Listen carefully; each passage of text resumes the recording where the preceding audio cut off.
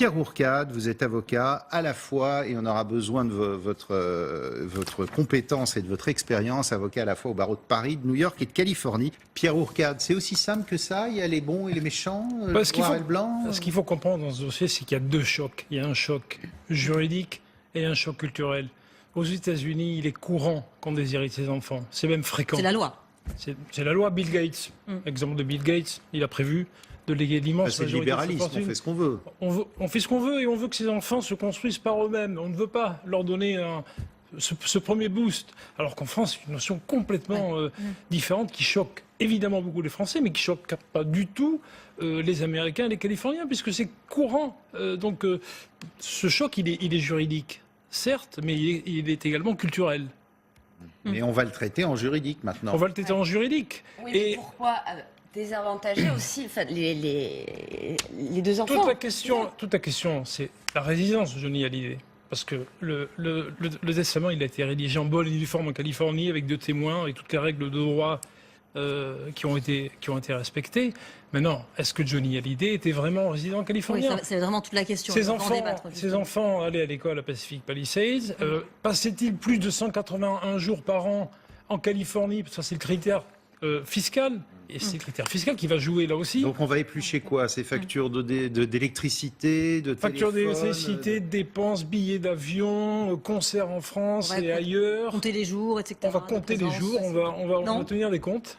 David Delora, j'allais dire, ont tiré les premiers. La justice, ça veut dire que le juge français va décider ou pas? Alors est-ce qu'ils ont vraiment tiré les premiers? On ne le sait pas. Il est très possible que Laetitia ait d'ores et déjà engagé un avocat, et je pense que c'est ce qu'elle a fait, engager un avocat en Californie, avant même que Laetitia et que Laura, David et Laura les faits en France.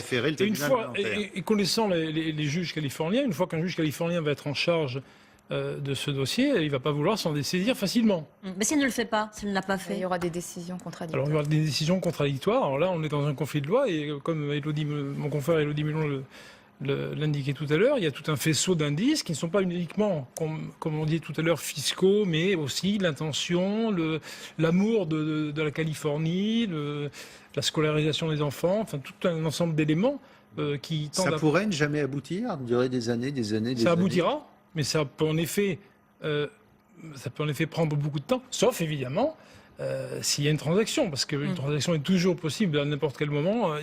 Ces gens-là ont intérêt à se réconcilier. C'est du 800 € de l'heure, $800 de l'heure. Donc bon, mais ça, c'est pas un problème. Ils ont quand même intérêt à s'arrêter vite, quoi. Oui, ils ont quand même intérêt parce qu'en effet, le compteur a déjà commencé à tourner. Mais moi, j'en reviens à ce que je disais tout à l'heure. Ça, c'est un avis personnel, un avis d'avocat au barreau de Californie. Je pense que le droit californien l'emportera. Pourquoi?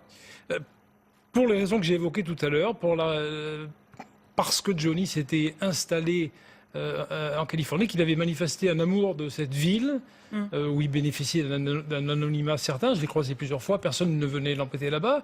Il avait mis ses enfants à l'école là-bas, il y passait beaucoup de temps. Il va y avoir conflit, mais je connais l'agressivité des juges californiens et je ne serais pas étonné que, une fois de plus, les critères de résidence de Johnny Hallyday à Los Angeles soient réunis, que le testament établi en bonne et due forme soit valable et s'il ne contravient pas à l'ordre public français, à l'ordre international public français, dans ce cas-là, il est applicable en France. Alors, il y a la jurisprudence Maurice Jarre, Gainsbourg, Michel Colombier-Gainsbourg. Là, on a eu Alain Bachung. Mais tout ça, c'est des choses très différentes. Ça n'a rien à voir. Ça n'a rien à voir, mais il y a quand même des éléments communs, même si c'est pas tout à fait. On ne parle pas tout à fait de la même chose. Mais Maurice Jarre, c'est vrai que Maurice Jarre, lui, il était carrément citoyen. Il avait coupé les ponts avec la France. Johnny, voilà, complètement. Mais Johnny, il avait une carte verte et il était résident. Et il y est passé beaucoup de temps. Plus après que le juge français ou californien se saisissent du dossier. Pas sur des affaires communes, quand même, ça arrive. Oui, ça arrive, mais là, c'est pas le cas. Là, il y a quand même un testament, il y a quand même une volonté clairement exprimée.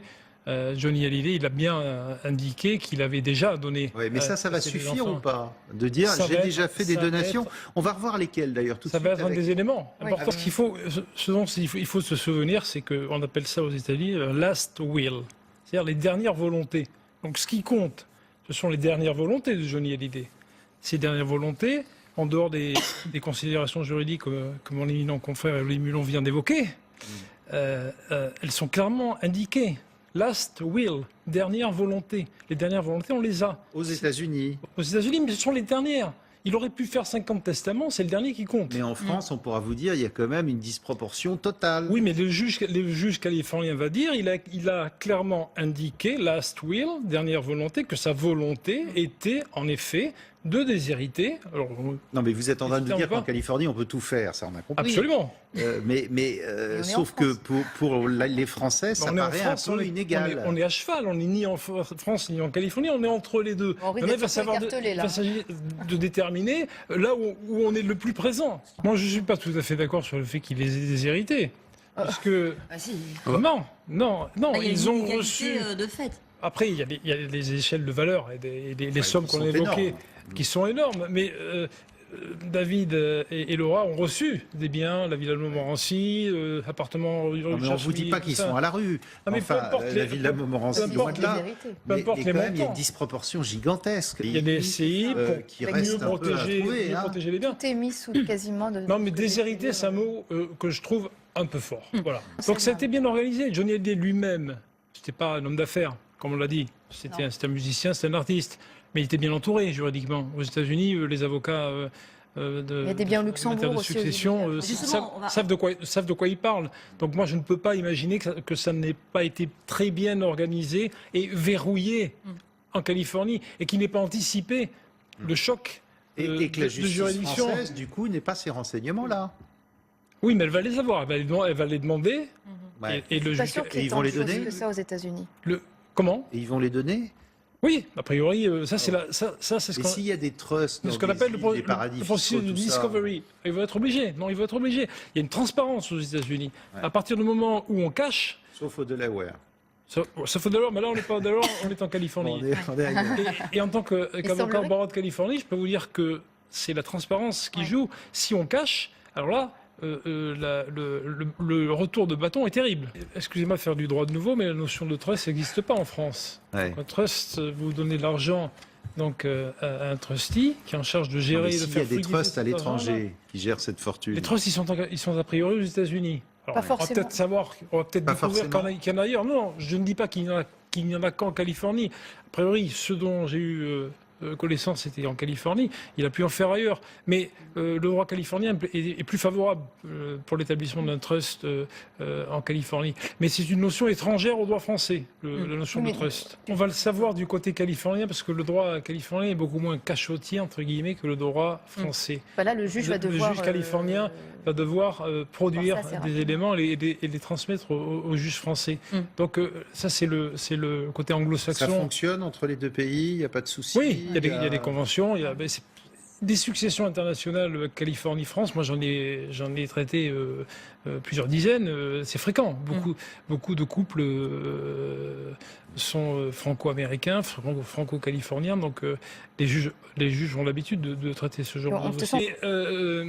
Si j'étais l'avocat de Laetitia, j'expliquerais que c'est elle qui s'est occupée depuis ces dernières années de Johnny, alors qu'il était plutôt éloigné de Laura et de David, qu'elle s'est occupée de lui jusqu'au dernier jour. Alors après, les funérailles nationales, ou ce que dit Lynn Renault et Elie Mitchell, Non, non. il y a un livre, mais il y a un testament.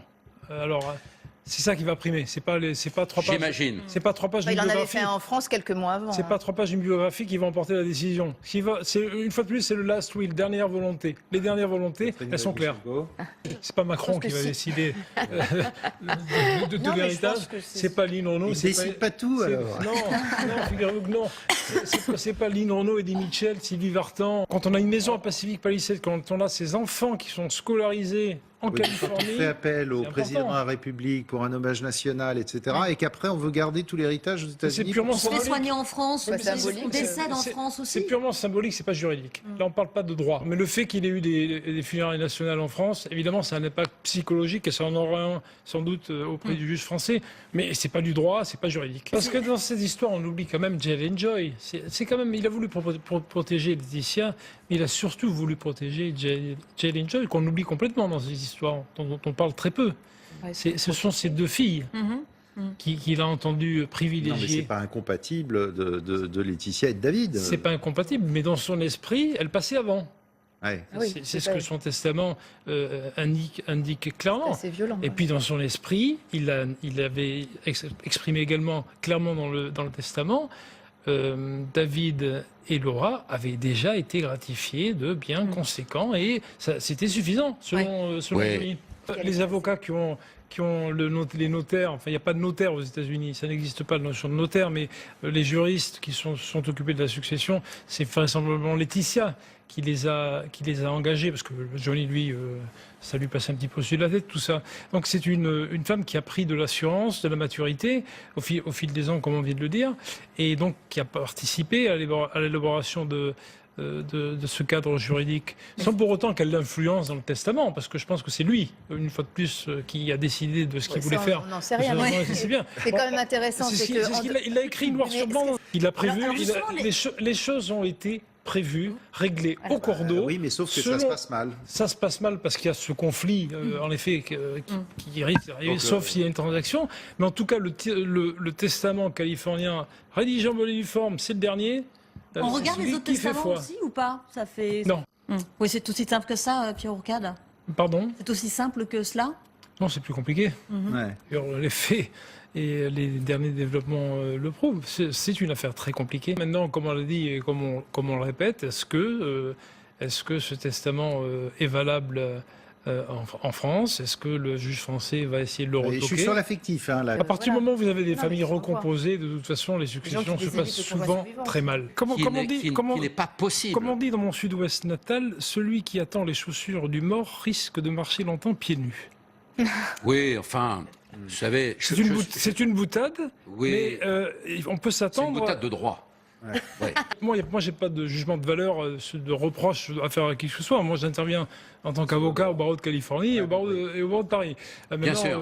Les dispositions de Johnny, Mais il a fait ce qu'il a voulu. C'est intéressant. C'est tellement pas dans les us et coutumes et dans la mentalité française. Et c'est tellement dans la mentalité américaine de déshériter ses enfants. Toutes Ouais. les grosses fortunes américaines déshéritent systématiquement leurs enfants en leur disant: tu vas te construire par toi-même, tu ne bénéficieras Oui, mais pas de c'est-à-dire ma qu'il leur laisse fortune. quand même le petit pourcent qui permettra quand même de vivre tranquille toute sa vie. Oui, mais le petit pourcent, il est équivalent au petit pourcent dont ont bénéficié David et Laura. Vous voyez? Donc ça, c'est conforme à l'esprit protestant anglo-saxon américain. Moi, je lui conseillerais de laisser parler ses avocats pour l'instant.